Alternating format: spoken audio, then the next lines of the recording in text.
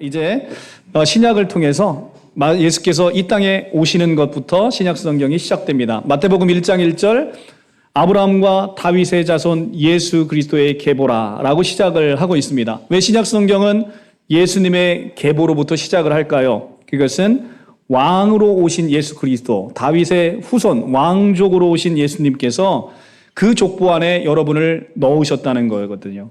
여러분은 이제 왕 같은 제사장이 돼서 다윗의 족보이고 예수님의 족보 아래 들어가 있어서 왕 같은 제사장으로 세워졌다라는 게 신약 성경의 말씀입니다.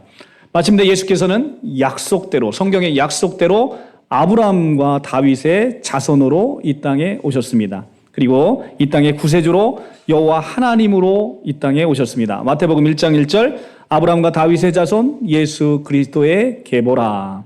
이 계보 안에 우리가 다 들어가셨음을 믿으시기 바랍니다. 아들을 낳으리니 이름을 예수라 하라. 이는 그가 자기 백성을 그들의 죄에서 구원할 자이심이라. 구원자라는 것입니다. 이사야 43장 11절에 호세아 13장 4절에 나는 여호와라 나 외에는 구원자가 없느니라 말씀하셨기 때문에 신약에서 구원자로 오시는 분은 누구시다? 여호와시다라는 것을 우리가 알게 되죠. 23절에 가면 더 명확하게 나옵니다. 보라 처녀가 잉태하여 아들을 낳을 것이요 그 이름은 임마누엘이라 하리라 하셨으니 이를 번역한즉 하나님이 우리와 함께 계시다 함이라.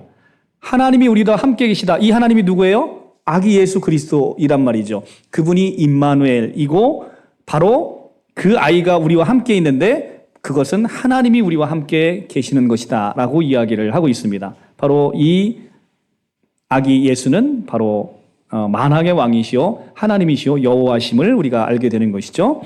예수님이 이 땅에 오실 때 천군이 천사와 함께 찬송을 했습니다. 누가 2장 11절에서 14절입니다. 너희가 가서 강보에 쌓여 구유에 누워 있는 아기를 보리니 이것이 너희에게 표적이니라 하더니 호련히 수많은 천군이 그 천사와 함께 하나님을 찬송하여 이르되 지극히 높은 곳에서는 하나님께 영광이요 땅에서는 하나님이 기뻐하시는 사람들 중에 평화로다. 예수님은 이렇게 우리가 그분이 오실 방 한 칸도 내어드리지 못해서 말 구유에 이렇게 오셔서 구유에 누워있는 아기를 보았지만 그것은 우리가 내어드리지 못한 것이지만 하늘에서는 천군과 천사와 함께 하나님이 기뻐하시는 그런 찬송이 울려 퍼졌다라고 하고 있습니다. 이 땅에 오신 이 예수는 바로 여호와 하나님이십니다. 태초에 말씀이 계시니라 이 말씀이 하나님과 함께 계셨으니 이 말씀은 곧 하나님이시다. 말씀이 육신이 되어 우리 가운데 거하심에 우리가 그의 영광을 보니 아버지의 독생자의 영광이요 은혜와 진리가 충만하더라. 바로 이 예수님 육신의 몸을 입고 오셨지만 이분은 여호와 하나님이시다라고 합니다. 예수님이 육신의 몸을 입고 와서 오다 보니까 사람들은 이 예수를 만만하게 생각합니다. 그러나 이 예수는 육신의 몸을 입고 오셨다 하더라도 만만한 사람이 아니고 이분은 만왕의 왕이시고 여호와시고 하나님이시다. 우주보다도 더 크신 분 바로 그 여호와시다.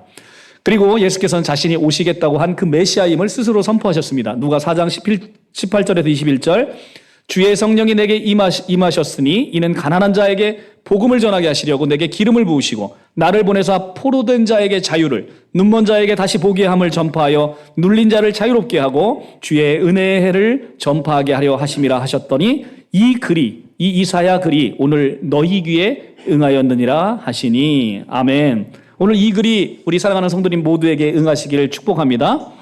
가난한 자에게 복음을 전해지고 그리고 이제 포로된 자에게 자유를 눈먼 자에게 다시 보게 하고 눌린 자는 자유롭게 하는 주의 은혜가 이 시간 여러분에게 응하기를 축복하십니다.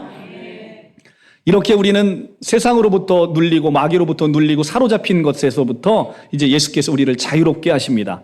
예수님은 30세부터 자신의 공생애를 시작하셨고 12제자를 부르시고 여기저기 다니시면서 말씀하셨는데 그 첫 마디가 때가 찼고 하나님의 나라가 가까이 왔으니 회개하고 복음을 믿으라는 선포였습니다. 이 선포를 하고 많은 기적과 역사를 통해서 자신이 여호와이심을 선포하시고 자신이 이 땅에 오신 이유를 설명했으나 제자들이 그 의미를 제대로 이해하지 못했지요. 제자들이 그 의미를 이해한 것은 부활하신 예수님을 만나고 나서야 그 의미를 이해하게 되었습니다. 예수께서 자신이 이 땅에 오신 이유는 성경에서 뭐라고 말하고 있냐면 우리로 하여금 멸망치 않고 영생을 얻게 하기 위해서 이 땅에 오셨다고 얘기합니다. 우리 누구나 다 외워야 되는 성경 말씀 요한복음 3장 16절 우리 합독하겠습니다. 시작.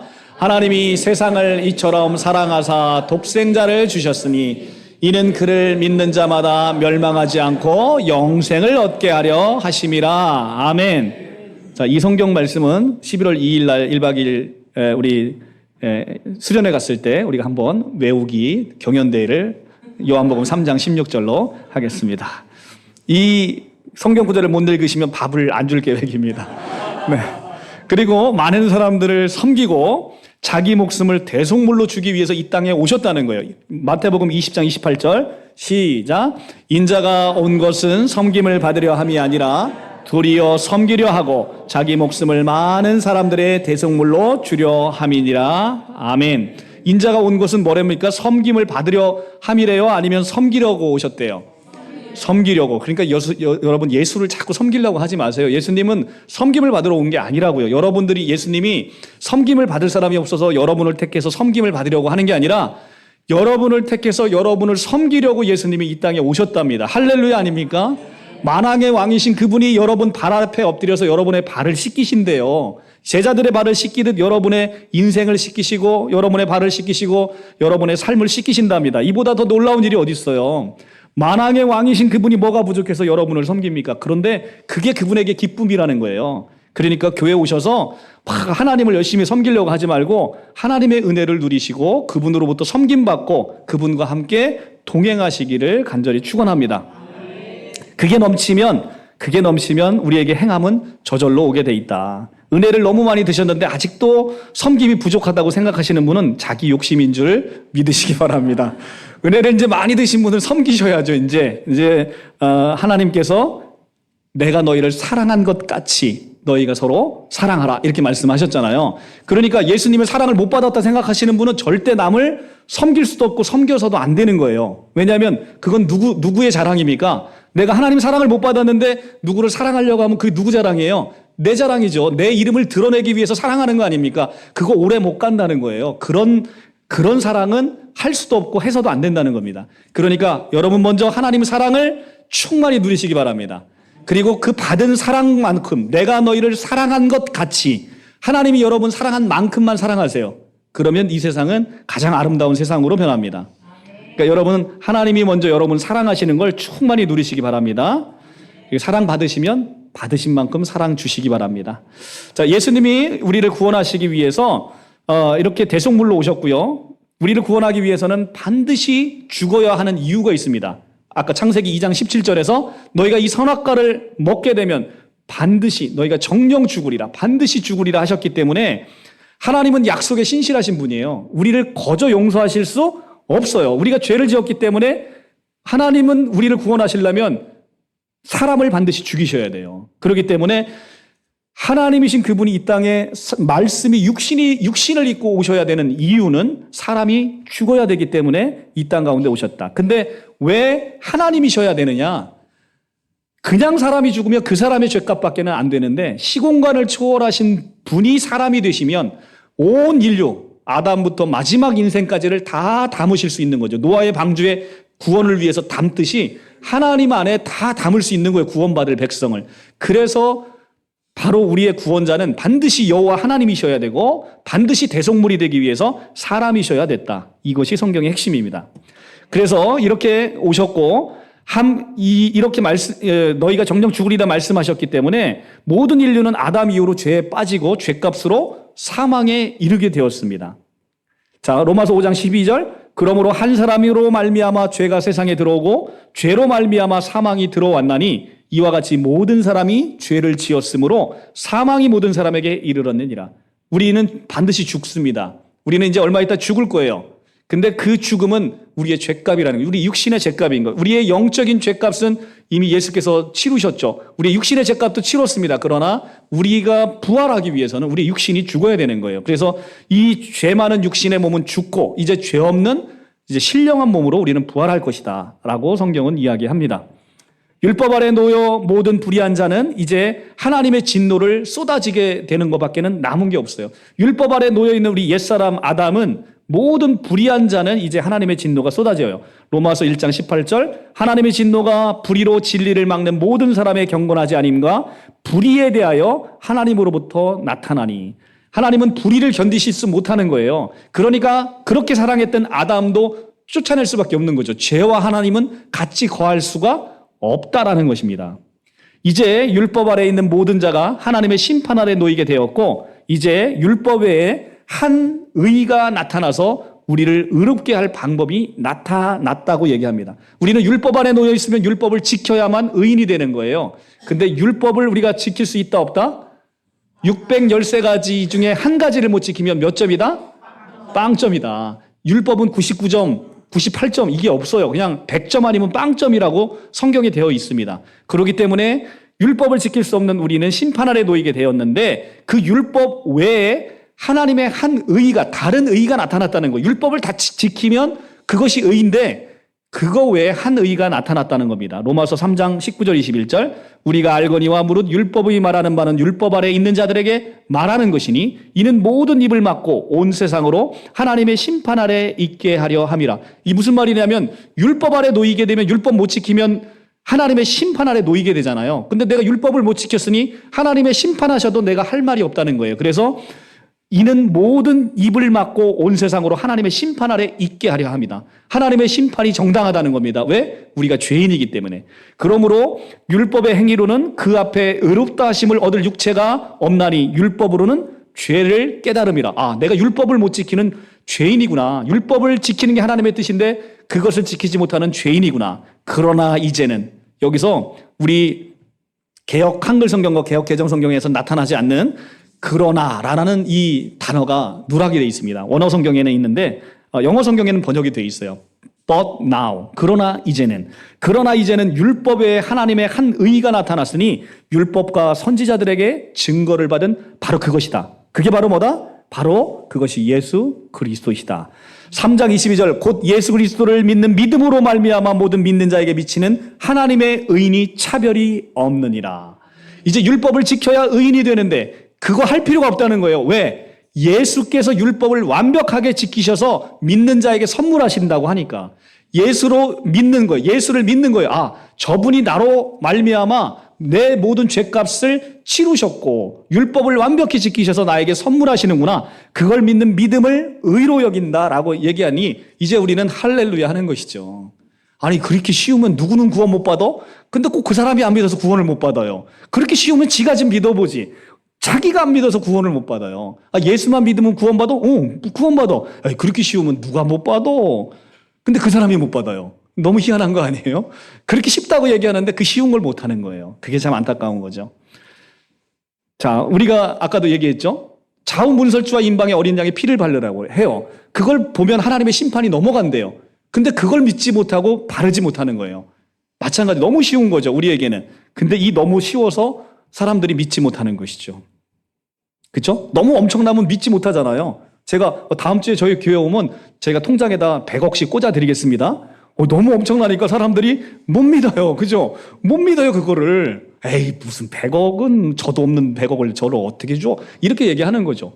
근데 우리의 영생은 100억보다 훨씬 비싸잖아요. 그죠?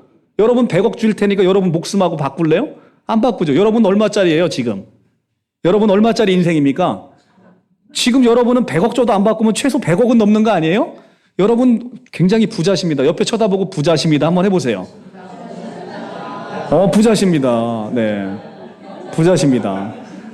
100억을 줘도 안 바꾸는 부자라는 거예요. 근데 여러분 여기서 100년 이상 사실 분 손 들어보세요. 앞으로 100년 이상 사실 분 없잖아.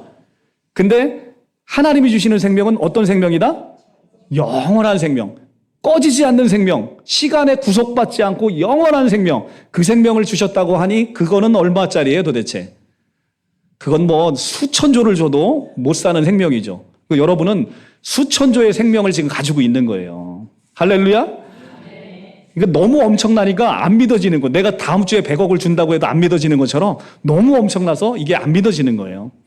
자, 예수님은 이 인간의 죄의 문제를 해결하기 위해 이 땅에서 율법 아래 나셨어요.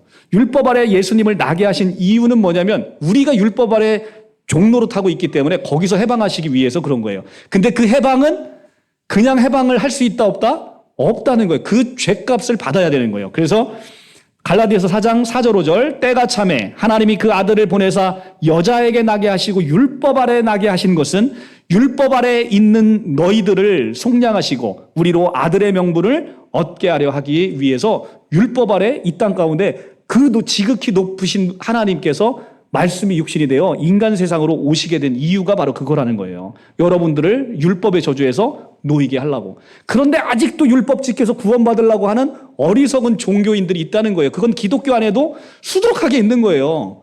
내가 열심히 예배드리고 예수님 잘 믿어서 구원받는 거, 세상에 그런 구원이 어디 있어요? 그건 네 공로지. 그게 왜 예수님 공로냐.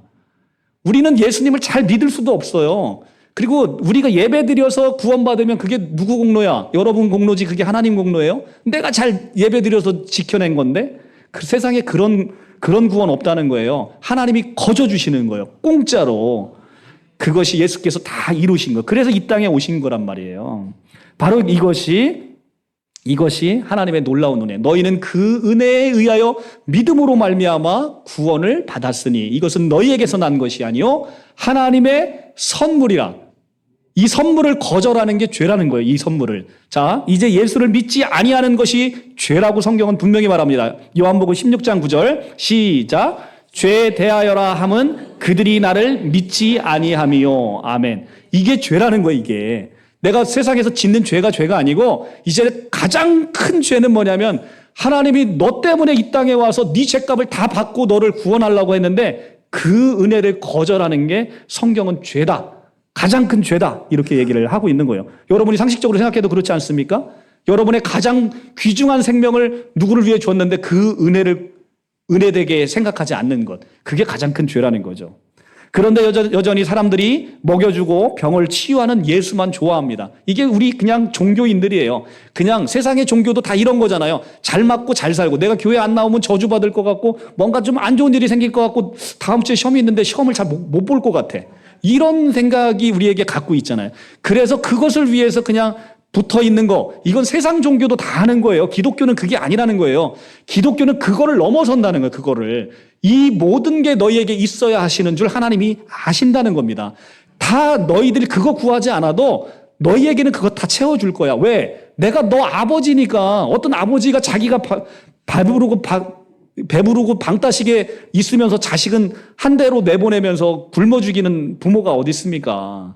그러니까 우리에게 아버지는 그 능력의 아버지가 우리에게 있다는 거예요. 이제 그런 거 걱정하지 말고 살으라는 거예요. 근데 여전히 사람들이 오병이어의 기적 사건을 통해서 먹여주고 재워주니까 그걸 보고 유대인들은 예수를 잡아다가 억지로 자신의 임금으로 세워서 먹고 사는 문제를 해결받고자 합니다. 요한복음 6장 15절입니다. 그러므로 예수께서 그들이 와서 자기를 억지로 붙들어 임금으로 삼으려는 줄 아시고 다시 혼자 산으로 떠나가시니라. 왜 예수님이 떠나가세요? 예수님이 원하는 게 그게 아니니까. 이들은 오병이어의 기적 사건 경험을 통해서 지금 6장 15절이 딱 이어지는 말씀이거든요. 왜? 예수님한테 오면 잘 먹고 잘 사니까. 저 사람을 왕을 세우면 내가 먹는 걱정 안 하고 그냥 잘 먹고 잘 살 것 같으니까. 그러니까 예수 따라온다는 거예요. 그런데 이들이 나를 따르는 것은 떡을 먹고 배부른 까닭이다 라고 하시는데 예수님은 그것만을 위해서 우리를 부르신 게 아니라 그건 기본이야. 그건 기본인 거고 이제 거의 더 이상 그거 너희는 무엇을 먹을까 무엇을 마실까 무엇을 입을까 걱정하지 마라. 이 모든 것이 너에게 있어야 할 줄을 너희 천부께서 아시느니라. 너희는 먼저 그의 나라와 그의 의를 구하라. 그리하면 이 모든 것을 너희에게 더하시리라 말씀하시는 거죠. 자, 유대인들은 로마로부터 또 이제 예수님이 오셔서 로마로부터 구원하실 것을 꿈꾸고 있습니다. 그래서 예수님께서 오실 때 로마로부터 구원받을 이 예수님이 오시니까 입성하며 환호를 합니다. 마태복음 11장 9절에서 10절 호산나 찬송하리다 주의 이름으로 오시는 이여 가장 높은 곳에서 호산나 하더라. 우리의 지금 속박되는 것부터 구원을 해주시는 이 예수님을 바라보면서 호산나 하는 거죠. 그러나 이들은 예수께서 힘이 없이 로마 군병에 잡히고 나자 이 환호가 분노로 변해서 예수님을 십자가에 못 박으라고 소리치고 폭도로 변하는 거예요. 요한복음 19장 15절입니다. 그들이 소리 지르되 없이 하소서 그를 십자가에 못 박게 하소서. 이게 우리 똑같은 거 아니에요? 하나님 믿었는데 내 인생이 왜 이 모양 이 꼴이야? 하나님을 저주하는 거 저주하고 이런 분이 무슨 하나님이야? 나는 교회 안 나가. 라고 얘기하고 내 형편이 뭔가 좀 내가 원하는 대로 풀리지 않고 내가 기대하는 것과 다르면 이렇게 소리 지르는 거죠. 없이 하소서 없이 하소서 그를 십자가에 못 박으소서. 이 소리 지른 자가 누굽니까? 바로 여러분과 저입니다.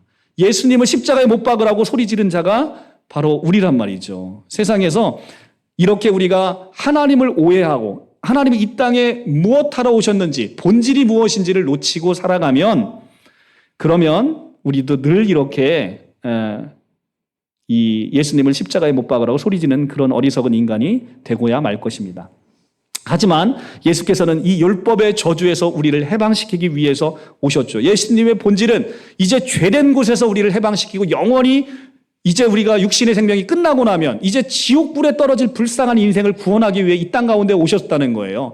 가장 본질적인 것, 그것을 위해 오셨는데 지금 우리가 이 땅에서 겪고 있는 별것 아닌 것들, 사실 지나고 보면 별거 아닌 거예요. 육신의 생명이 끝나고 나면 아무것도 아닌 것들이잖아요. 내가 먹고 사는 문제들, 지금 내가 처해 있는 모든 환경들, 내 육신의 생명이 오늘 너희가 천하를 얻고도 내가 오늘 네 목숨을 취하면 너에게 무슨 유익이 있으리요? 라고 말씀하시잖아요.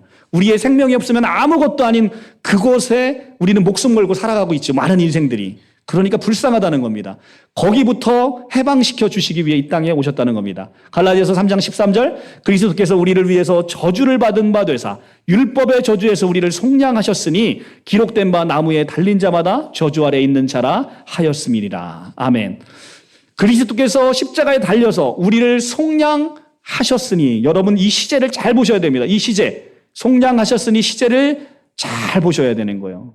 이 시제가 이미 이루어진 현재 완료 시제로 되어 있어. 이미 속량하셨으니 우리를 죄에서 놓아주셨다는 거예요. 네가 뭐 잘하면 놓아줄게 이게 아니라 이미 하나님이 우리를 부르시는 순간 우리를 모든 죄에서 속량하셨다는 거예요. 그래서 여러분들은 이제 더 이상 죄인이 아니고 의인으로 세워졌다는 거예요. 믿어지십니까? 진짜 믿어지세요? 그것은 여러분 안에 성령이 있다는 증거로 우리가 알 수 있는 거예요. 아까 제가 말씀드렸죠. 왜 모세가 가장 위대한 인간 모세가 하나님의 회막에 못 들어갔습니까? 죄인이기 때문에 못 들어가는 거예요. 그런데 죄와 하나님은 그렇게 멀어져 있기 때문에 죄 있는 곳에 하나님의 영은 거할 수 없어요. 여러분 안에 성령이 있다는 것은 여러분의 모든 죄가 사함을 받았다는 증거예요. 여러분 안에 성령이 있습니까? 사도 바울이 얘기해 주잖아요. 누구든지 성령으로 아니하고는 예수를 주시라 할 수 없느니라. 예수를 나의 여호와로 나의 주인으로 고백하는 모든 자에게는 성령이 있다는 겁니다. 그 자에게는 뭐가 없다는 거예요? 죄가 없다는 거예요. 할렐루야. 이렇게 예수께서 이제는 이 땅에 오셔서 우리를 속량하기 위해서 죽어야 된다. 죽어야 된다라고 말씀하니까 예수께서 죽어야 한다는 말을 들은 제자들은 두려웠습니다. 그러자 예수께서 요한복음 14장 1절에 이렇게 말씀하십니다. 시작. 너희는 마음에 근심하지 말라. 하나님을 믿으니 또 나를 믿으라. 아멘. 너희는 마음에 근심하지 말래요. 이제 예수께서 하늘에 돌아가시는 거예요. 돌아가시는데 그토록 의지했던 예수님이 떠나가시는데 너희는 마음에 근심하지 말라 합니다. 하나님을 믿으니 나를 믿어라. 걱정하지 마라. 내가 너희를 하나님의 이 땅에 있는 자기 백성을 사랑하시되 끝까지 사랑하시니라 약속하시면서 근심하지 말라. 근심하지 말라고 나에게 명하셨으니 내 안에 근심이 있을까요? 없을까요? 없어질 걸 기대하라는 거예요. 지금 당장 나는 여전히 근심이 있는데 그래요, 맞아요. 그런데 그걸 믿으셔야 된다는 거예요. 내 안에 있는 이 근심을 하나님이 없이 하시겠구나. 내 안에 있는 이 슬픔을 하나님이 없이 하시겠구나. 왜? 하나님이 말씀하셨으니까. 지금 말씀하셨으니까. 제가 만약에 예수다라고 하면 제가 이 물을 포도주로 바꿀 수 있어요, 없어요? 있잖아요. 포도주로 바뀌잖아요.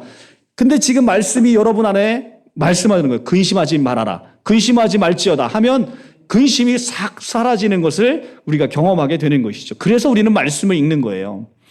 그리고 최후의 만찬을 통해 자신의 죽음의 의미와 이제 자신이 돌아가서 너희를 도울 보혜사 성령에 관한 말씀을 하시고 너희를 고아처럼 버려두지 않을 것이라고 말씀하십니다.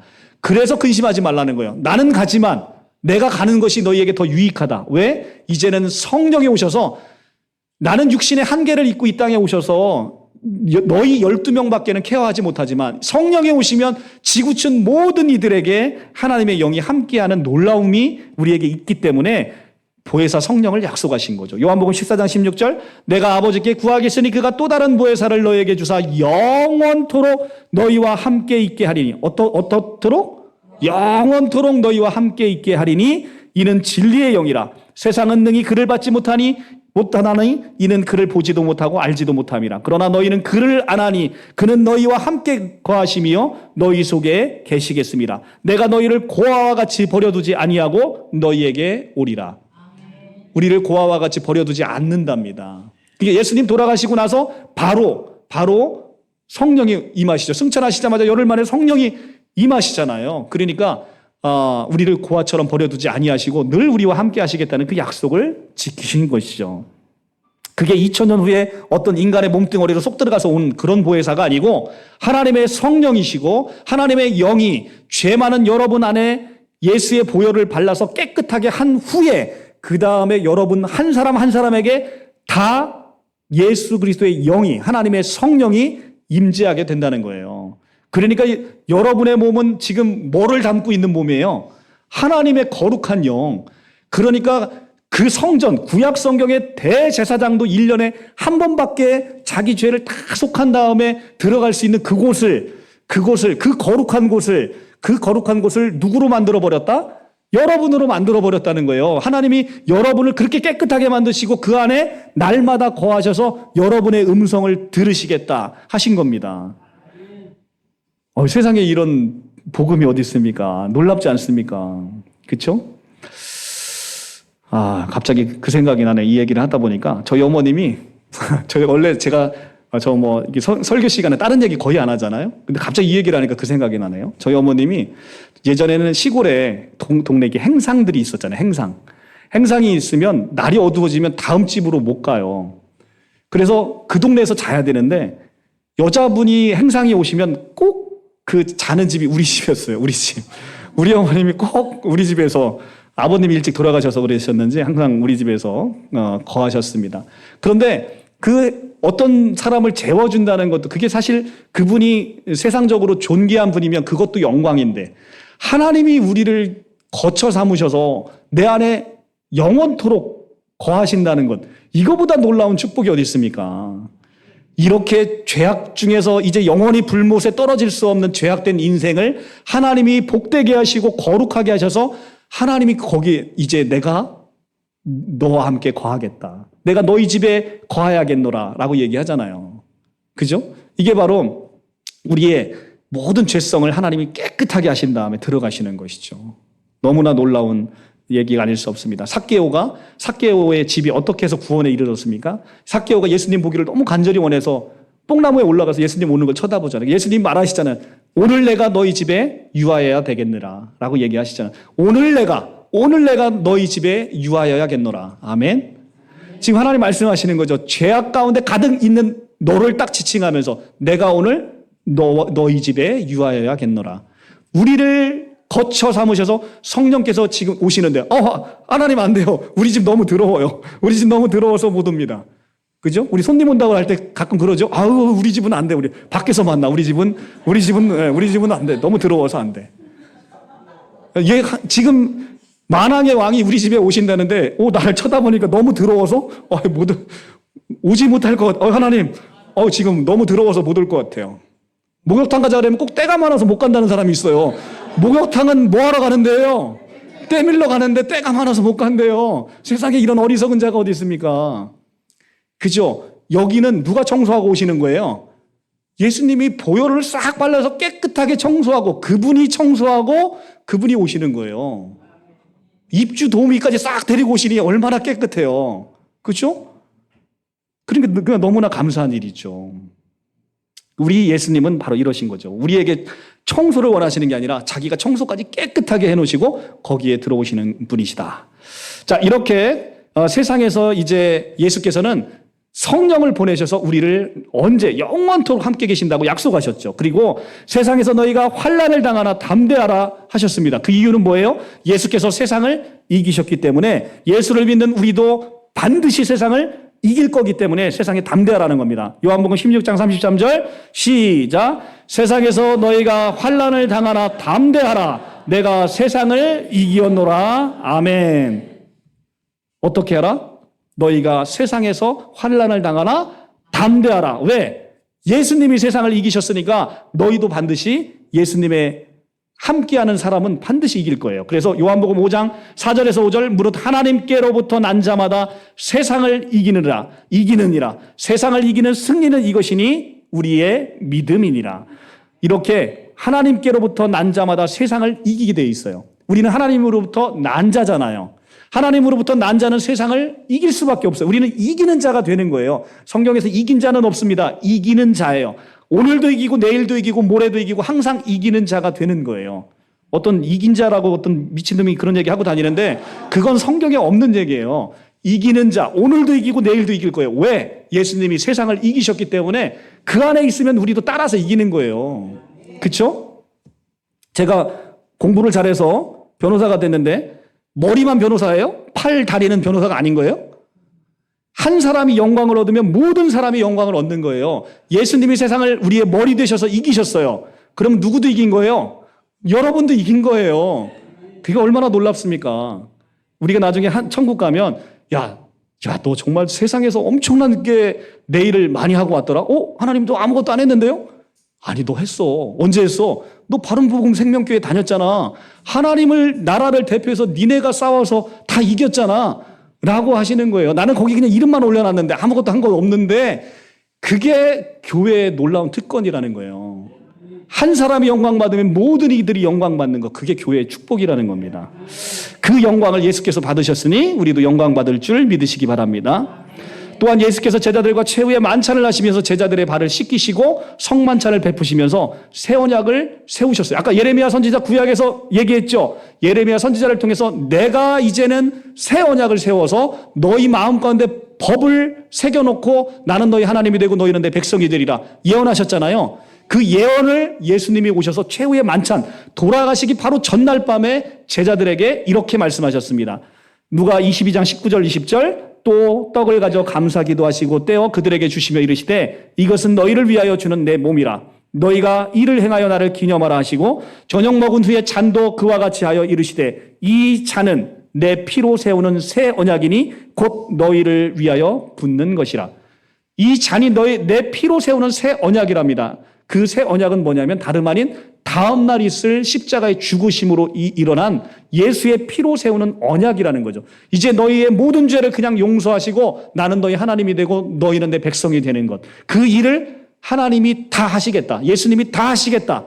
너희는 와서 쉬라는 거예요. 수고하고 무거운 짐진 자들아 다 내게로 오라. 내가 너희를 쉬게 하리라 라고 말씀하시는 거죠. 우리는 그걸 믿기만 하면 그 안에 거하는 거예요. 아니 세상에서 이거보다 쉬운 게 어디 있어요.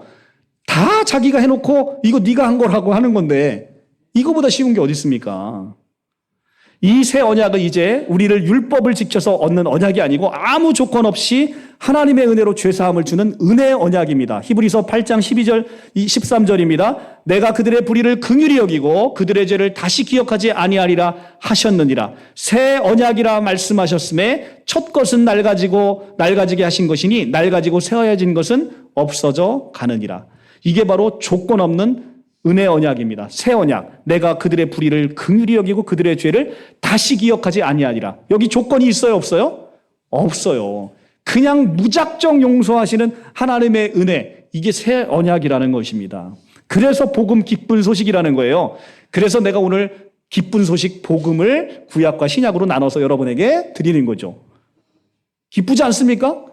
어떤 사람이 그냥 공짜로 아무것도 난 죄진 것밖에 한 게 없는데 나한테 수천조를 갖다 주는 거예요. 수천조보다 비싼 생명을 커져 주시는 거예요. 세상에 이런 게 어디 있어. 오늘 바른복음 생명교회 그냥 엄마 따라서 그냥 갔더니 수천조를 받고 왔네.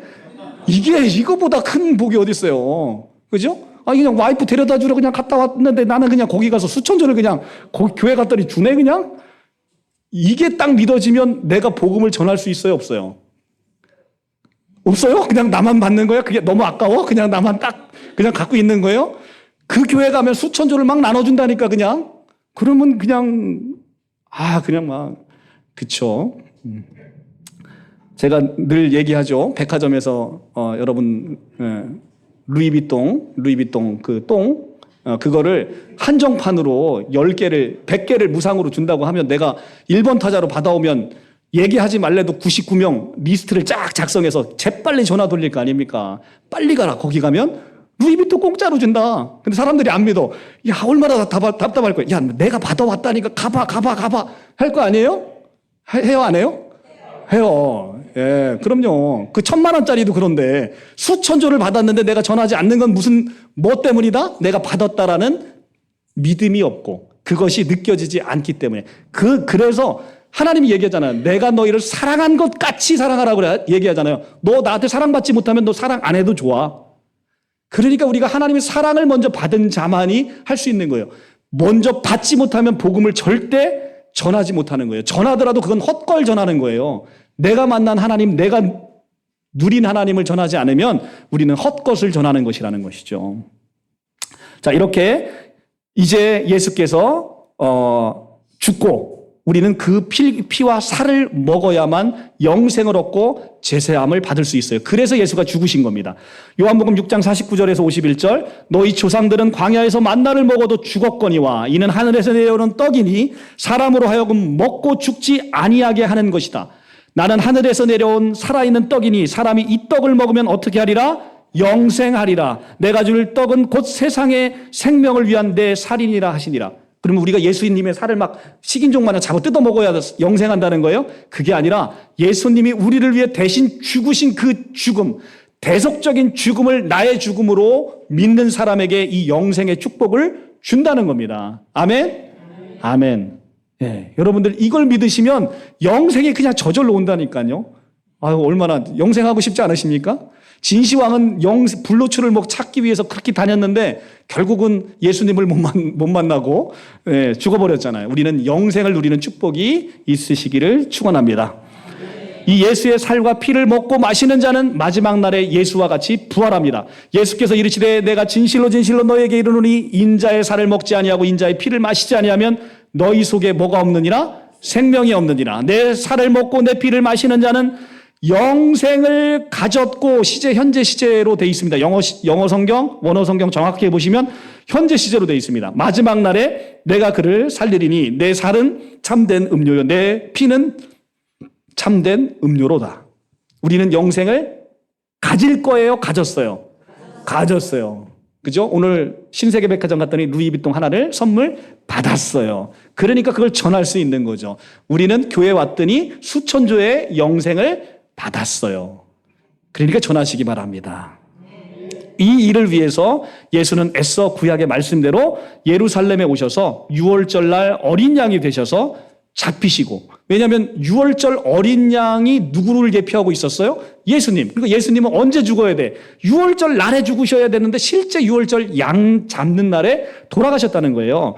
십자가에 그날 죽으셔야만 했던 거죠. 왜냐하면 실제 유월절 어린 양이 누구기 때문에? 예수님이기 때문에. 요한복음 19장 30절 31절 예수께서 신 포도주를 받으신 후에 이르시되 다 이루었다 하시고 머리를 숙이니 영혼이 떠나가시니라. 이날은 유월절 준비일이니라. 양 잡는 날이라는 거죠. 이 유월절 양 잡는 날에 실제 예수께서 돌아가셨어요. 그러니까 구약의 모든 게 누구를 가리키고 있었다? 예수 그리스도 한 분을 가리키고 있었다. 이 예수의 죽음은 우리 모든 사람의 죄를 담당하신 죽음이라는 거예요. 사도 바울이 고린도후서 5장 14절 15절 이렇게 얘기합니다. 우리가 생각하건대 한 사람이 모든 사람을 대신하여 죽었은즉 모든 사람이 죽은 것이라. 한 사람이 죽은 게 모든 사람이 죽었대요. 왜? 죄값으로 우리가 죽어야 되는데 한 사람이 죽었으니 너희도 죽었다는 거예요. 그래서 그가 모든 사람을 대신하여 죽으심은 살아있는 자들로 하여금 다시는 그들 자신을 위하여 살지 않고 오직 그들을 대신하여 죽었다가 다시 살아나신 이를 위하여 살게 하려 함이니라. 아멘. 이제 우리 목숨은 우리 게 아니라는 거죠. 이제 너는 그리스도와 함께 죽었어요. 그래서 이제는 그를 위해서, 나를 위해 죽으신 예수를 위해서 살아가는 것, 그게 바로 우리의 삶이라는 거예요. 그게 우리의 인생이라는 겁니다. 그를 우리 대신 죽게 하신 것은 우리로 하나님의 의가 되게 하게 하십니다라는 겁니다. 고린도후서 2장 21절 하나님이 죄를 알지도 못하시는 이를 우리를 대신하여 죄로 삼으신 것은 우리로 하여금 그 안에서 하나님의 의가 되게 하려 하십니다. 하나님이 돌아가신 이유는 뭐다? 하나님 앞에서 여러분을 의인으로 삼기 위해서 돌아가셨다는 거예요. 그래서 여러분은 뭐가 됐다? 하나님의 의인이 됐다. 성경에서 의라고 하면 하나님과 나의 관계가 똑바로 서 있다는 거예요. 그게 의라는 겁니다. 의라는 개념은 하나님과 나의 무너졌던 관계가, 아까 죄가 있으면 하나님과 우리를 가로막는다 그랬죠. 아무리 하나님을 찾으려고 해도 찾을 수 없는 거예요. 왜? 죄 때문에. 근데 이 죄가 없어져서 하나님과 우리의 관계가 온전히 회복됐다. 그래서 이 십자가의 세로목은 뭡니까? 무너졌던 하나님과 나의 관계가 온전하게 서 있는 거예요. 가로목은 뭐예요? 이제 내가 너희를 사랑한 것 같이 무너졌던 우리의 관계, 우리의 이웃과의 관계가 온전히 서 있는. 그래서 십자가는 놀라운 것이죠. 하나님과 우리의 관계가 회복되고 우리와 우리의 관계가 회복되는 놀라운 십자가. 바로 그것이다 라고 얘기하는 겁니다. 예수는 우리를 위한 영원 단번 제사로 영원한 속죄를 이루셨어. 예수님 한 번 십자가 죽으심으로 모든 인류의 죄를 속하셨다는 겁니다. 히브리서 9장 12절 염소와 송아지 피로 하지 아니하고 오직 자기의 피로 영원한 속죄를 이루사 단번에 성소에 들어가셨느니라. 구약의 제사장도 염소와 송아지 피를 드리고 죄를 속하면 하나님의 거하시는 거룩한 성전의 지성소에 들어갈 수 있었는데 염소와 송아지 피로 아니하고 하나님의 독생자의 피로 하셨으니 그 피의 효력은 영원히 가는 것이죠. 너무너무나 그래서 자기의 피로 무슨 속죄? 영원한 속죄. 자기의 피로 영원한 속죄를 이루셨다라고 얘기합니다. 할렐루야. 이게 여러분의 이제 죄는 기억도 하지 않으시는 거예요. 오직 그리스도는 죄를 위하여 한 영원한 제사를 드리시고 하나님 우편에 앉으사 그가 거룩하게 된 자들을 한 번의 제사로 영원하게 하셨느니라. 그들의 죄와 그들의 불법을 내가 다시는 기억하지 아니하리라 하셨으니 이것들을 사하셨은즉 다시 죄를 위하여 제사 드릴 것이 없느니라. 아멘. 그럼에도 불구하고 많은 크리스찬들이 예배를 제사 드리듯이 생각하는 사람들이 있어요. 내가 예배 잘 드리면 제사를 잘 드리니까 하나님이 나를 용서하시겠지라고 생각하는 어리석은 자들이 있다는 거예요. 죄 용서함을 받은 사람들이 예배를 드리는 게 바로 예배예요. 그러니까 여러분은 모든 죄를 용서함을 받았어요. 여러분이 예배를 드리든 드리지 않든. 그러나 여러분은 예배를 드리지 않고는 살 수가 없는 거죠. 그 은혜에 감동해서 드려지는 거예요. 그래서 예배는 더 이상 제사가 아닙니다. 예배는 구원받은 자들이 하나님의 은혜에 감동해서 그분을 찬송하고 그분을 경배하는 것이죠. 그게 바로 다릅니다. 오늘 너 아빠 심부름 착하고 너 올해 공부 잘해가지고 100점을 한 5과목 이상 맞아오면 내가 너한테 이렇게 네가 원하는 거 사줄게. 이렇게 하는 것은 내가 그거 못하면 나에게 주어지는 상급이 없잖아요. 근데 기독교는 그런 게 아니라고. 먼저 다 주고 하는 거라고. 먼저 다 주니까 그 은혜에 감격해서 하나님을 찬송하는 것. 이것이 기독교의 핵심이라는 거예요. 그러니까 어떤 사이비 이단 교주들이 그런 얘기 하잖아요.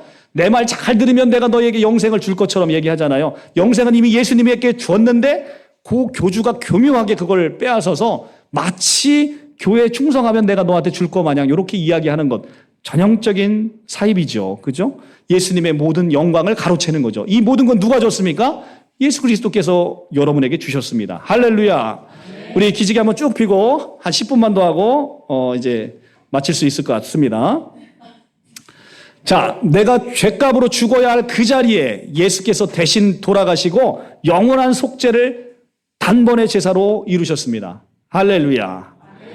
예수의 죽음은 죽음으로 끝난 게 아니고 장사 지내고 사흘 만에 부활하셔서 제자들과 500의 형제들에게 보이셨어요. 고린도전서 15장 3절 6절 내가 받은 것을 먼저 너에게 전하노니 이는 성경대로 그리스도께서 우리 죄를 위해서 죽으셨대요. 그리고 장사 지낸 바 되었고 성경대로 사흘 만에 살아나셨다. 이건 뭐냐면 구약에서 이미 다 이것들이 예언이 되어 있었단 얘기예요. 그러니까 성경대로 죽으셨고 성경대로 살아나셔서 게바에게 보이시고, 게바는 베드로입니다. 그리고 12 제자들에게와 그 후에 500여 형제들에게 일시에 보이셨나니 그 중에 지금까지 대다수는 살아있고. 자, 자, 그러니까 고린도 전서가 쓰여졌을 때 예수님의 부활의 증인들이 수두룩하게 있었다는 거예요. 그러니까 거짓말 할 수 있어요, 없어요? 없었다는 게 수많은 부활하신 예수님을 만나본 바로 그게 기독교의 핵심이라는 거죠. 거짓말할래 할 수 없는 바로 그것. 그래서 이것이 만약에 거짓이면 너희는 세상에 있는 많은 사람들 중에 더욱 불쌍한 자가 바로 기독교인이다 라고 합니다. 그런데 그럴 일은 없다. 이것은 하나님께서 우주의 만물을 지으신 분. 여러분 생각만 해보세요. 저 우주 만물이 어떻게 저렇게 규칙적인 질서를 가지고 움직입니까? 그 질서는 우연으로 될 수 없는 거예요. 질서는 반드시 질서를 부여하신 창조주가 있는 것이죠. 바로 그 하나님이 예수님이시기 때문에 우리는 바로 그 진리를 믿고 있는 것이죠. 예수께서 다시 살아나신 이가 없으면 기독교는 거짓입니다. 그리스도께서 다시 살아난 일이 없으면 너희 믿음도 헛것이고 너희가 여전히 죄 가운데 있을 것이요 또한 그리스도 안에서 잠자는 자도 망하였으리니 만일 그리스도 안에서 우리가 바라는 것이 다만 이 세상의 삶뿐이면 모든 사람 가운데 우리가 더욱 불쌍한 자니라. 이 말은 무슨 얘기예요? 장차 나타날 영광은 지금 여러분이 겪고 있는 고난하고는 비교할 수 없는 놀라운 축복이 있다는 겁니다. 그건 수천조하고도 바꿀 수 없는 놀라우신 하나님의 나라, 그 천국이 우리를 기다리고 있다. 그러니까 죽음은 모든 크리스찬들에게 설레이는 것이죠. 모든 크리스찬들에게 죽음이라는 것은 굉장히 설레이는 것입니다. 그래서 예수 믿고 죽는 사람과 그렇지 않은 사람의 차이는 하늘과 땅인 거예요. 예수 믿는 자는 육신의 고통은 물론 순간 두려울 수 있어요. 그러나 이내 우리 안에는 늘 하나님이 주신 내가 그토록 기다렸던 예수님이 나를 맞이하러 오시는 그 신랑 대신 참된 신랑, 그 참된 신랑을 맞이하는 그 순간은 참으로 위대한 순간이기 때문에 우리는 설레일 수 있는 거죠. 우리에게 육신의 죽음으로 끝나는 것이 아니라 예수와 같이 다시 부활의 소망이 있습니다. 고린도전서 15장 22절 아담 안에 모든 사람이 죽은 것 같이 그리스도 안에서 모든 사람이 삶을 얻으리라. 죽음으로 끝나는 거는 기독교는 허망한 겁니다. 죽음은 우리의 또 다른 시작이라는 거예요. 기독교는. 이게 믿어지면 우리는 인생이 세상에서 죽음을 두려워하지 않는 인간처럼 무서운 인간이 없는 거예요. 그건 정말 위대한 사람이거든요. 그래서 그리스도 안에서 우리가 모든 사람이 죽어도 사는 놀라운 축복이 우리에게 있음을 믿으시기 바랍니다. 주께서 그 아들 예수로 말미암아 모든 이들에게 구원과 영생을 주시는 이 복음의 소식을 누구를 통해서? 교회를 통해서 이제 땅끝까지 전하는 증인의 사명을 부여하셨습니다. 오직 성령이 너희에게 임하시면 너희가 권능을 받고 예루살렘과 온 유대와 사마리아와 땅끝까지 이르러 내 증인이 되리라. 내 증인이 되어랍니까? 되리랍니까? 되리라. 우리는 성경이 이렇게 쓰여 있는데 늘 뭐라고 배우고 뭐라고 생각하고 있냐면 내가 증인이 되어야 된다 이렇게 생각을 합니다. 그러니까 늘 숙제예요. 이게 숙제. 내가 증인되라고 하는데 복음 전하라고 하는데 이게 왜 이렇게 이것도 해야 되나 말아야 되나 고민스러워요. 그런데 그게 아니라 내 증인이 될 수밖에 없다. 내 증인이 되리라. 하나님이 너한테 되리라 했는데 안 돼요 하시는 분이 있어요 없어요? 이게 불가능한 거예요. 피조물은. 하나님이 너한테 되리라. 아니요, 나는 안 될 거요. 이건 안 되는 거라는 거예요. 피조물이. 이 물이 하나님이 너 포도주로 변하라 그랬는데 물이 난 포도주로 안 변할래. 이게 돼요, 안 돼요? 안 되는 거예요. 그러니까 하나님이 내 증인이 되리라 했으니 될 것을 믿으시기 바랍니다. 이 복음은 아들에 관한 것이고 모든 믿는 자에게 주시는 하나님의 능력입니다. 로마서 1장 2절 이 복음은 하나님이 선지자들을 통하여 그 아들에 관하여 성경에 미리 약속하신 것이라. 이 복음은 모든 믿는 자에게 구원을 주시는 하나님의 능력이 됨이니라. 아멘. 이 복음은 모든 믿는 자에게 차별이 없어요. 이제 예수만 믿기만 하면 그 사람이 어떤 사람이든 상관없어요. 세상에 어떤 죄를 지었어도 상관없어요. 예수를 믿는 그 자는 하나님의 자녀로 택함을 받고 이제 남은 인생을 하나님을 위해서 사는 인생으로 바꿔 놓으시겠다는 거예요. 하나님이 하시겠다고 하는데 어떤 놈이 감히 그걸 막겠습니까? 그리고 이 교회를 두 증인으로 삼아서 복음 전하게 하시고 권세와 능력을 주셨습니다. 왜 두 증인이에요? 증인의 최소 적격이 신명기 19장에 몇 명으로 되어 있다? 2명. 그래서 요한계시록 11장의 두 증인은 누구를 가리킨다? 교회를 가리키는 거예요. 교회의 두 증인은 바로 교회 공동체를 이야기해서 이 교회를 두 증인 삼아서 예수를 전하는 거잖아요. 그러니까 여기서 뭐래요?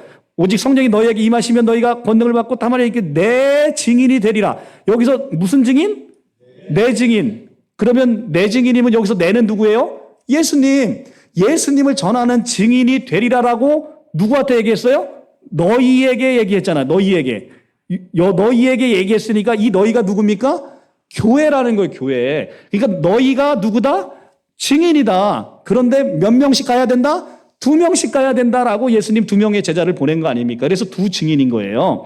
그래서 2증인 교회를 통해서 놀라운 권세와 능력을 주셨는데 어떤 권세를 주셨냐면 이 반석 위에 내 교회를 세우리니 음부의 권세가 이기지 못하리라. 교회는 음부의 권세가 들어올 수 없는 곳입니다. 내가 천국의 열쇠를 교회에게 주리니 교회가 이 땅에서 무엇이든지 매면 하늘에서도 매일 것이고 교회가 이 땅에서 무엇이든지 풀면 하늘에서도 풀리리라. 아멘.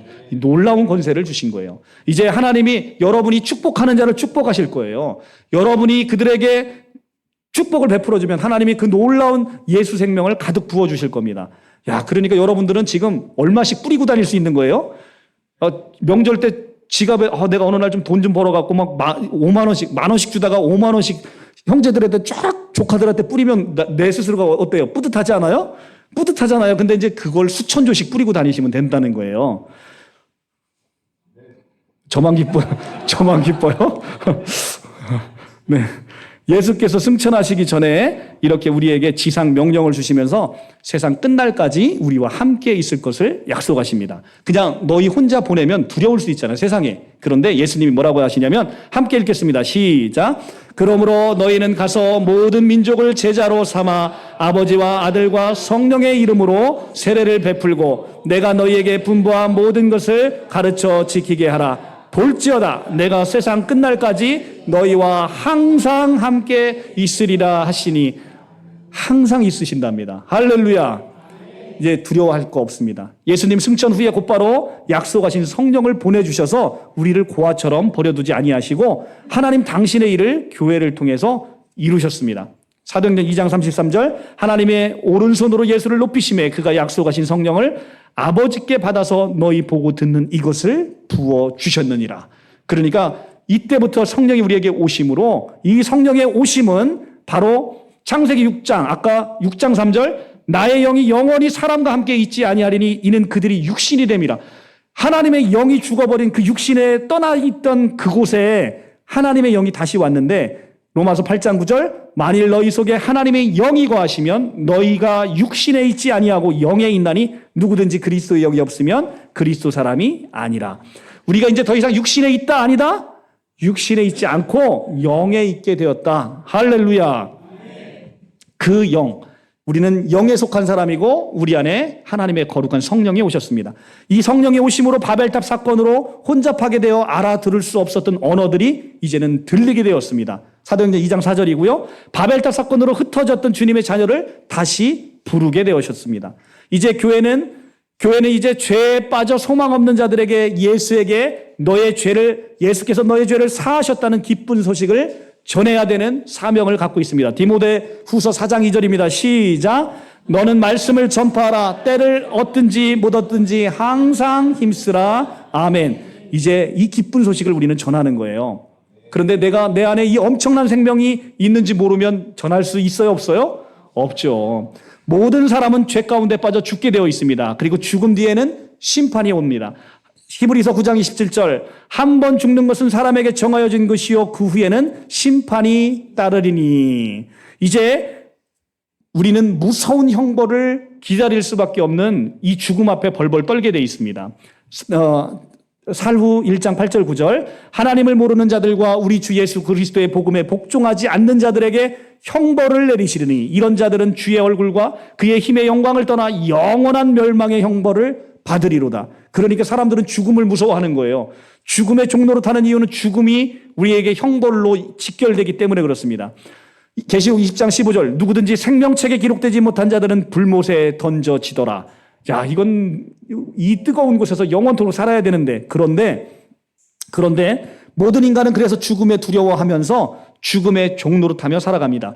이를 불쌍히 여기신 예수께서 이것을 해방시켜주기 위해서 이 땅에 오셨다는 겁니다. 자녀들은 혈과 육에 속하였음에 그도 또한 같은 모양으로 혈과 육을 지니심은 죽음을 통하여 죽음의 세력 잡은 자 마귀를 멸하시고 또 죽기를 무서워하여 한평생 매여 종로로 타는 모든 자들을 놓아주려 하심이니라. 그래서 말씀이 육신이 되어 우리 가운데 오셨다는 겁니다.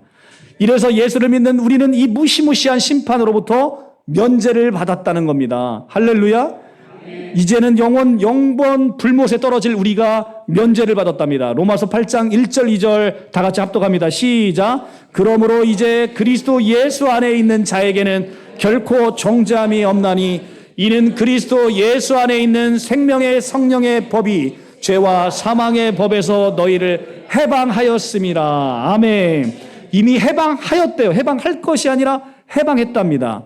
내가 진실로 너에게 이르노니 내 말을 듣고 나 보내신 이를 믿는 자는 영생을 얻었고. 시제가 무슨 시제? 현재 시제. 심판에 이르지 아니하나니 사망에서 생명으로 옮겼느니라. 현재 완료 시제. 할렐루야. 이게 여러분의 실존입니다. 이 생명책에 그리고 여러분 이름이 기록했대. 아까 생명책에 없는 자들은 어떻게 된다? 영원 불못에 떨어지는데 여러분은 생명책에 이름이 있다는 거예요. 이기는 자는 이와 같이 흰옷을 입을 것이요 내가 그 이름을 생명책에 결코 지우지 아니하리니 그 이름을 내 아버지 앞과 그의 천사 앞에서 시인하리라. 아멘. 생명책에 기록되어 있는 여러분들을 축복합니다. 그뿐 아니라 이제 신분이 변했어요. 죄인에서 의인으로 변했어요. 그런즉 한 범죄로 많은 사람이 정죄에 이른 것 같이 한 의로운 행위로 말미암아 많은 사람이 의롭다 하심을 받아 생명에 이르렀느니라. 죄인, 이제 여러분의 신분은 죄인에서 뭘로 바뀌었다? 의인으로 바뀌었다. 할렐루야. 그리고 죄인의 신분을 면하여 주셨을 뿐만 아니라 우리를 아들 삼아 주셨고, 아들 삼아 주셨을 뿐만 아니라 자신의 모든 것을 상속자로 세워주셨다. 상속받을 상속자로 세워주셨다. 8장 14절 무릇 하나님의 영으로 인도함을 받는 사람은 곧 하나님의 아들이라. 자녀이면 또한 상속자 곧 하나님의 상속자니. 여러분들은 이제 하나님의 모든 걸 상속받게 생기셨습니다. 여러분들 엄청 부자죠. 그러니까 여러분들 은행 가셔갖고 담보 있냐고 물어보면 하나님 걸 다 내가 상속받은 상속자라고 성경을 딱 보내주시면 이제 은행 직원이 여러분을 달리 보실 겁니다. 이제 막 대출이 이제 생길 거예요. 자, 뿐만 아니라 하나님의 영은 우리를 성전 삼으셔서 우리 안에 거하십니다. 우리 안에 너희가 하나님의 성전인 것과 하나님의 성령이 너희 안에 계시는 것을 알지 못하느냐. 아멘. 너희는 하나님의 성전이, 이게 하나님이 이미 내가 성전이 됐고 하나님의 영이 거하시는 거예요. 그러니까 이미 상속자로 세우셨을 뿐만 아니라 하나님이 그 모든 걸 갖고 내 안에 오신 거죠. 근데 그게 은행 직원에게는 안 보이니까 대출이 안 나오는 것 뿐인 거예요. 그 일은 현실로 이루어졌다는 거예요, 여러분들에게. 아시겠죠? 자, 우리는 이렇게 왕 같은 제사장으로 세워졌습니다. 베드로전서 너희는 택하신 족속이요 왕 같은 제사장이요 거룩한 나라요 그 소유된 백성이니. 택하신 시제를 잘 보셔야 돼요. 이미 택하신 현재 완료 시제로 여러분들을 택하실이 아니고 택하신이라는 거죠. 택하신 이미 여러분을 택하셨어요. 할렐루야. 그리고 하나님의 보좌 우편에 앉혀놓으셔서 하나님의 통치에 여러분을 참여시켜주고, 여러분 지금 어디에 앉아 있습니까? 하나님의 보좌에 앉아 있다는 거예요. 할렐루야. 계시록 4장 4절 또 보좌에 둘려 24 보좌들이 있고 그 보좌 위에 24 장로들이 흰옷을 입고 머리에 금관을 쓰고 앉았더라. 자, 24 장로는 누굽니까? 구약의 12, 신약의 12, 24 장로. 구약의 예수 하나님 믿는 사람 전체, 신약의 예수 믿는 사람 전체가 지금 어디에 앉아 있다고요? 보좌에 앉아서 금면류관을 쓰고 앉아 있더라 얘기하는 겁니다. 할렐루야. 여러분들은 정말 이렇게 높으신 분입니다. 옆에 쳐다보시고 여러분은 높으신 분입니다. 한번 해주시기 바라요. 높으신 분입니다. 여러분은 참 귀하신 분입니다. 네, 정말 이렇게 귀하신 분입니다. 자, 이제 다 끝나갑니다. 복음의 소식이 이제 다 끝나갑니다. 자, 이제 우리 교회들은 예수님의 거룩한 신부가 되었습니다. 내가 하나님의 열심으로 너희를 위하여 열심을 내노니 내가 너희를 정결한 한 처녀로 한 남편인 그리스도에게 드리려고 중매함이로다. 사도 바울은 하나님 아들 어린 양의 신부로 우리를 중매하고 있습니다. 이제 우리는 예수님의 신부가 됐어요. 이제 우리는 그리스도에게 중매되어 어린 양의 아내가 되었으니 정결을 지키며 살아가야 됩니다. 이제 더 이상 나는 나 자신을 위해 살지 않고 그리스도를 위해 사는 거예요. 그 유명한 성경 구절, 대한민국에서 이거 모르는 그리스도인이 없는 성경 구절, 나만 모르는 성경 구절 또 나왔죠?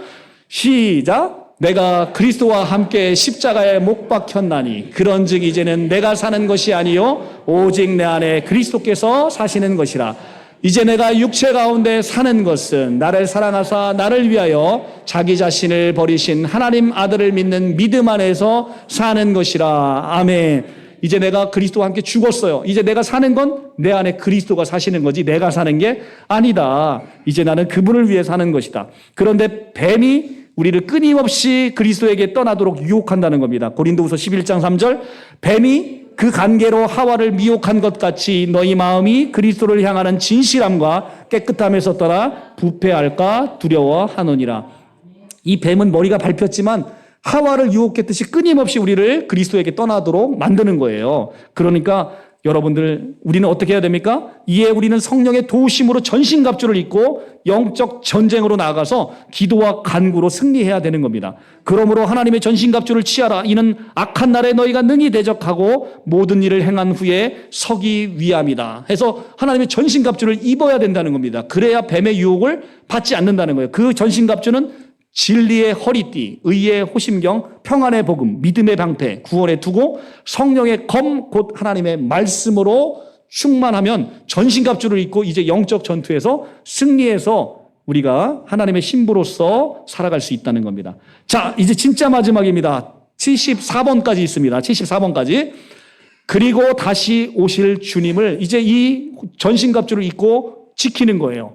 22장 7절 시작. 보라, 내가 속히 오리니 두리마리의 예언의 말씀을 지키는 자는 복이 있으리라 하더라. 주님이 이제 속히 오신다고 이야기하셨습니다. 이제 주님이 오실 거예요. 그리고 우리가 세상 난리의 소문을 듣게 되면, 그리고 전쟁과 기근이 심하게 오게 되면 우리는 이제 주님 오실 때가 다 되었다는 알게 되는 거죠. 우리 지금 자연 환경을 보면 주님 오실 날이 멀지 않은 거 같이 보이죠. 주님이 다시 오실 그때 새하늘과 새 땅이 열리고 우리는 참된 위로를 얻게 될 것입니다. 계시록 21장 1절 4절입니다. 또 내가 새하늘과 새 땅을 보니 처음 하늘과 처음 땅은 없어졌고 바다도 다시 있지 않더라. 또 내가 보매 거룩한 성 새 예루살렘이 하나님에게로부터 하늘에서 내려오니 그 준비한 것이 신부가 남편을 위하여 단장한 것 같더라. 내가 들으니 보좌에서 큰 음성이 나서 이르되 보라, 하나님의 장막이 사람들과 함께 있음에 하나님이 그들과 함께 계시리니 그들은 하나님의 백성이 되고 하나님은 친히 그들과 함께 계셔서 모든 눈물을 그 눈에서 닦아주시리니 다시는 사망이 없고 애통하는 것이나 곡하는 것이나 아픈 것이나 다시 있지 아니하리니 처음 것들은 다 지나갔습니다. 여러분, 이런 데서 살고 싶지 않습니까? 사랑하는 사람들과 이별 없이 사망도 없고 고통하는 것도 곡하는 것이나 아픈 것이 없는 곳, 거기가 바로 하나님의 나라이죠. 우리는 여기서 사는 것입니다. 이때 교회 공동체는 새 예루살렘 성이 되어 이렇게 보석과 같이 빛나는 하늘에서 내려오는 그 예루살렘으로 우리가 나타나게 되는 겁니다. 성령으로 나를 데리고 크고 높은 산으로 올라가서 하나님께로부터 하늘에서 내려오는 거룩한 성 예루살렘을 보이니 하나님의 영광이 있어서 그 성의 빛이 지극히 귀한 보석과 같고 벽옥과 수정같이 맑더라. 이게 바로 누굽니까? 교회 공동체잖아요. 거룩한 성 예루살렘은 우리 모든 교회를 통칭해서 부르는 말이지 않습니까? 거기에 빛이 나고 지극히 아름답다고 이야기합니다. 할렐루야. 자, 마지막 74번이 이제 왔습니다. 할렐루야. 그날이 이제 온다고 얘기했고, 예수님이 이제 계시록에서 이렇게 말씀하십니다. 22장 20절 21절은 합독하겠습니다. 시작. 이것들을 증언하신 이가 이르시되 내가 진실로 속히 오리라 하시거늘 아멘. 주 예수여 오시옵소서. 주 예수의 은혜가 모든 자들에게 있을지어다. 아멘. 아멘. 이 은혜가 진실로 우리 사랑하는 모든 성도님들, 우리 바른복음 생명교회와 우리 또 유튜브로 시청하시는 모든 성도님에게 가득 임하길 소원합니다. 이것들을 증언하신 이가, 이것들을 지금까지 얘기하신 이것들을 증언한 이가 홍종갑입니까? 아니면 하나님이십니까? 하나님의 말씀이 이것들을 증언하신 이가 이르시되 내가 진실로 속히 올 것이다. 그리고 너희 모든 눈에서 눈물을 닦아주고 너희를 위로할 것이고 너희를 아름다운 성, 거룩한 성 예루살렘으로 빛나게 하실 것이다. 주 예수여, 아멘. 주 예수여 오시옵소서. 주 예수의 은혜가 모든 자들에게 있을지어다. 아멘. 아멘. 자, 이것이 예. 자, 이것이 구약과 신약의 핵심입니다. 그래서 듣기만 해도 너무 행복하지 않아요? 야, 이거 무수리 같은 내가, 무수리보다도 못한 죄인인 내가 하나님의 아들로 세워지고 하나님의 독생자의 그 보좌에 함께 앉고 하나님의 상속자로 세워졌다고 하는데 그냥 이게 너무 그냥 이게 픽션이라도 너무 아름답지 않습니까? 어떻습니까, 우리 성도님? 픽션이라도 너무 아름답지 않아요? 그죠? 근데 이건 픽션이 아니고 진짜라는 거예요, 진짜. 이게 진실로 하나님이신 예수님이 얘기하잖아요. 진실로 이르노니 내 말을 듣고 나 보내시는 이를 믿는 자는 영생을 얻었고 사망에 이르지 아니하나니 이 사망에서 생명으로 옮겼느니라 이렇게 얘기하시잖아요. 이게 정말 놀라운 거죠. 이게 픽션이라도 놀라운 것인데 이건 정말로 그죠? 우리가 영화를 보고도 막 울잖아요. 근데 영화가 거짓으로 만들어진 건지 알잖아요. 그런데도 울고 나면 속이 시원해. 그게 거짓인데 그건. 근데 이건 영화가 아니고 진실로 사실이라는 거예요. 그러니까 얼마나 위대합니까? 이 복음으로 여러분을 예수님이 초대하십니다. 여러분은 이 은혜에 깊이 빠져서 하루하루 감사하고 기쁨으로 넘치는 우리 성도님들 되시기를 간절히 축원합니다. 기도하겠습니다. 사랑해 주님 감사합니다. 오늘도 이렇게 우리에게 귀한 복음의 메시지를 허락하시고 우리가 세상의 죄악 가운데 빠져서 죄인 중에 개수였던 우리를 하나님께서 불쌍히 여기시고 긍휼히 여기셔서 우리를 세상 가운데 건지시고 죄 가운데서 건지셔서 우리를 의인 삼으시고 하나님의 자녀로 삼으시고 또한 상속자로 삼으셔서 모든 존귀와 위엄과 영광과 머리되심과 통치와 주권을 우리에게 허락하심을 감사합니다. 이제 이 기쁨으로 살게 하시옵소서. 이제 나 자신으로 살아가는 것이 아니라 나를 위해서 우리를 위해 대신 죽으신 예수를 위해 살아가는 아름다운 삶이 되게 하여 주시옵소서. 이웃을 사랑하고 하나님이 나를 사랑한 것 같이 세상을 사랑하는 아름다운 인생들이 되게 하여 주시옵소서. 돌아가는 발걸음도 축복하시고 거룩하시고 귀하신 예수님의 이름으로 감사하며 간절히 기도합니다. 아멘. 자, 하나님께 영광의 박수로 예배 마치겠습니다.